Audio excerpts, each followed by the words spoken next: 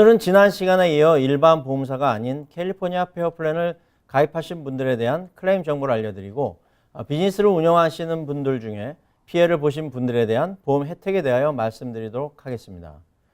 캘리포니아 페어 플랜은 민간 보험 회사들의 협력으로 기금을 조성하여 운영되는 회사로서 일반 마켓에서 보험을 제공하지 않거나 받을 수 없는 고위험 지역의 고객들에게 기본적인 화재 보험과 기타 위험 보장을 제공하게 되어 있는데 관리 감독은 주정부 보험국에서 합니다.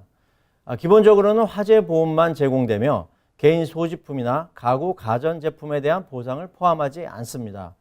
그래서 페어 플랜을 가입하시는 분들은 별도로 민간 보험사의 보험을 따로 가입하는 것이 원칙입니다.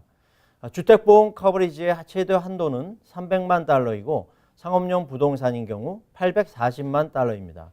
사실 이러한 보상 한도는 고급 주택의 경우 재건축 비용과 임시생활비 지급에 한계가 있고 또한 그나마 현재 페어 플랜의 잉여 현금이 2억 달러이고 재보험이 25억 달러 정도밖에 가입이 안 돼 있어서 이번 피해액에 비하면 턱없이 부족한 수준입니다. 모자라는 금액에 대해서는 페어 플랜의 공동 운영자인 민간 보험사가 나누어 내도록 되어 있지만 이것 또한 자금이 많이 부족합니다.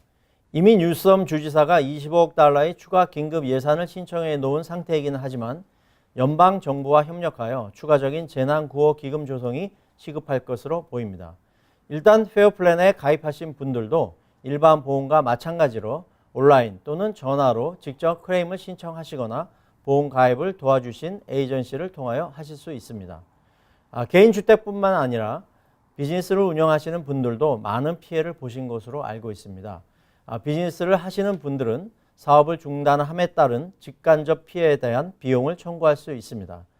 크게 두 가지로 나누어지는데 비즈니스 자산이라고 해서 사업차 안에 있는 모든 재고나 사무용 기기, 가구 등에 대한 자산 손실에 대한 청구가 가능하고 사업 소득에 대한 청구가 가능합니다.